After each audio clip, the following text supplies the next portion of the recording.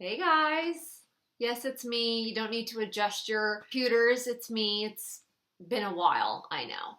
Almost probably a month. I think the last time you guys saw me, I was at my mom's house and I was taking care of my sister. If you're new to my channel, welcome. Hit that little subscribe button and hit the little bell next to it to get a notification because YouTube, even if you're subscribed, really won't show your videos in the feed anymore. So you almost have to click the bell to get an email notification that the person that you're subscribed to has uploaded anything. This is going to be a very chatty video. If you don't like them, just click on out. Just click on. I was at my mom's house for 6 weeks and taking care of my sister. My sister had surgery. She had a tumor on her kidney. And she had surgery and I stayed in the hospital the whole duration of her hospital stay. I slept in an upright chair, but there was nowhere else I'd rather be, just to be there with her and help her, and that's what we did. And if you follow me on social media, you know this already. The tumor was cancer. She had kidney cancer. And the good news though is that they removed the tumor and the cancer went with it. So the margins were clear when they removed the tumor. She is cancer free, and praise God. Because of just it being so fresh and new, they want to monitor her and do surveillance checkups. So in May, she has to go in for more CT scans, just to check up on that area, make sure everything is still clear and things are looking good. So please continue to keep her in your prayers, that she continues to be cancer free and that there's no sign of disease in her body. So there's that. Shortly after my sister came home from the hospital, and we were dealing with all that, we had to wait a couple weeks for her pathology report. And when it came back, we got the cancer diagnosis. She got the cancer diagnosis. I say we because we're a family and we take everything together. But then she was cancer free. Shortly after that, I called him my brother because that's what he was. Our dogs are our family. My mom's puppy, Laker, had kind of a rare blood disease, and he was a little fighter, man. He was a fighter, and he had tumors, benign tumors. He had surgery to remove them, but then they would grow back, but he dealt with all that. He was such a little fighter dude and was so awesome, and he just started getting really, really sick and started acting really different and was very lethargic and laying around and wouldn't move and wouldn't even lift his head, and just got really, really sick. And there were a couple times where he was chewing on his paws and he cut his gums, and like I said, with this rare blood disease, him bleeding was not a good thing. He could not bleed because his blood platelet counts had to be high, and if they were low or he bled, that was very, very dangerous. And there were a couple times where he caused himself to bleed, and I literally, thank God I was at my mom's. It was in the midst of my sister had just had the surgery. He cut himself, blood was everywhere. I picked him up, blood was everywhere, and we had to rush him to the emergency vet, and he had to go under anesthesia. Anyhow, he passed away. Not because of that, but he ended up having a number of problems. And like I said, about a week before he passed, he couldn't even get up to get a drink of water. He couldn't even get up to go to the bathroom. He just laid there and urinated. He ended up passing away. He had a number of problems and he passed.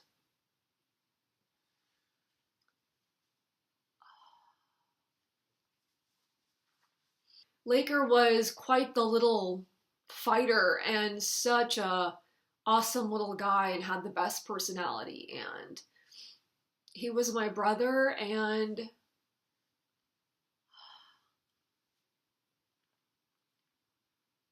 it was really hard on us, of course, because it's family, especially on my mom, because that was her.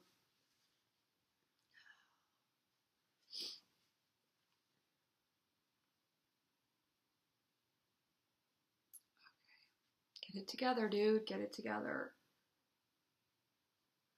Especially hard on my mom because after my dad passed away, Laker was really, you know, kind of her dude after that, you know? He reminded us so much of my dad. Like, it's so funny how they say sometimes your pets start to look like you. I swear he resembled my dad. They both had a big nose. He was just really her comforter and was really just so there. After my, like I said, my sister's surgery and her cancer diagnosis, then he passed away.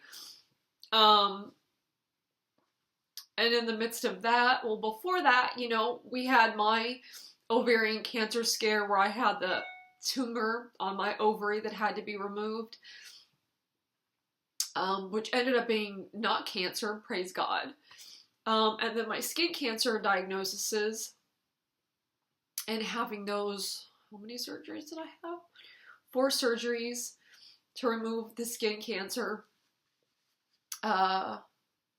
which, you know, praise God for early detection and me being crazy about getting myself checked, because I met a man a couple weeks ago and we were just talking and he was saying how his wife, you know, he was like, my first wife, he's like, well, she passed away. He said she was so young. She was in her early 30s and she died from skin cancer, just a spot on her back, and cancer spread to her brain, and it was from a spot on her back, skin cancer. You know, the fact that I'm just so glad that like I said, early diagnosis is key. I want to make a whole video on skin cancer and protecting yourself. I really do. Like, I really, really do. Anyhow, it's just been a lot lately, but I know it could always be worse. We just got a phone call from my grandpa that my grandmother had fallen and broke her shoulder and her arm and had been rushed to the emergency room. They found her laying in a pool of blood and was knocked out and was in ICU, and for days they couldn't do surgery because she had like kidney failure and her kidneys were shutting down, and they couldn't even operate on her because she wasn't stable. And she finally had the surgery, but couldn't breathe on her own, so they had to keep her on the ventilator in ICU, and it's just been a lot, you know? I mean, like I said, it can always be worse, and I know that. I am so thankful and grateful for the fact that I can just sit here and talk to you guys, and I'm so grateful for the ability to be able to do that, and I always know things could be worse. I mean, I have my sight, my hearing, a roof over my head. I'm so thankful. So this isn't a complaining, feel sorry for me video. I'm just catching you guys up on life and what's been going on with me. And I've had a lot of people ask me questions and write me on social media, and I was just like, okay, I'm just gonna make a video addressing everything in this video. That way it's easier this way than to have to answer everybody back individually. That's literally just been from January to about a week ago. So that's what's been going on. That's updating you guys on my life. Addressing rumors. There's been a lot of rumors. I've had people write me and ask me saying they didn't think I was engaged anymore or something. I'm still engaged, still with my fiance. I know sometimes on social media I call him my BF. That's just because we've been together was longer my boyfriend than he was my fiance. So sometimes I just still call him my boyfriend or my BF or whatever. I didn't think it was that big of a deal, but I guess some people really take that seriously. We're still engaged, just with everything going on. Planning a wedding or getting married, that all went on the back burner, like big time. So if anything, it may be fall of this year or winter this year coming up, like in November or October or something like that. Also, rumor that I was quitting YouTube. No, I'm not quitting YouTube. Life just happened. And when things happen like that, I mean, my family comes first. And when you don't feel, I always want to kind of come on here, and I don't ever want to be Debbie Downer. Some people are going to be like, my name's Debbie, don't say that. I don't mean it. I don't want to be a downer when I come on here, and that's why it's like I have to really say that I'm not telling you guys my update isn't feel sorry for me, pity me. It's just updating you guys because I have some really awesome, like, loyal, awesome followers who are always just missing my videos, which is so amazing because in this day and age with YouTube, I think I've just gone down a wormhole somewhere where no one can find me because I have people write me go that I have known for years, even in the YouTube community, write me go, they'll see me on their Instagram, and, oh my gosh, girl, I miss your videos, where have you been? I'm like, I'm here. I mean, I took about a month off, but no, I'm here. Because no one can find my videos anymore. So make sure you click that bell. I know everybody talks about it, but it's honestly now, with as small as my channel, is the only way you'll know I upload, unless you follow me on social media, then you'll know. I'm not quitting YouTube. I do want to get back to uploading. It's frustrating, I'll be very honest, with what's going on with YouTube. Even if you're subscribed to somebody, you're not always going to, and I know because I'm a YouTube, I may do YouTube, but I'm a follower. I'm a subscriber. I am subscribed to so many people, and I have my favorites I love to watch, and I'm like, oh my gosh, I had no idea they uploaded, unless I follow them on social media, and I see that they've uploaded. I have no idea that they've uploaded. So follow me on Instagram. Definitely watch my IG stories, because if you watch my Instagram stories, they're always up at the top of your screen at your homepage. You'll see a bunch of little circles of people's pictures if you don't know what Instagram story is, or if you go to my main profile and you click on my picture, because I'll always post in there if I've posted a video or whatever. But no, I'm not quitting YouTube. Like I said, yeah, it's frustrating. Social media is frustrating. Instagram's messed with their algorithm.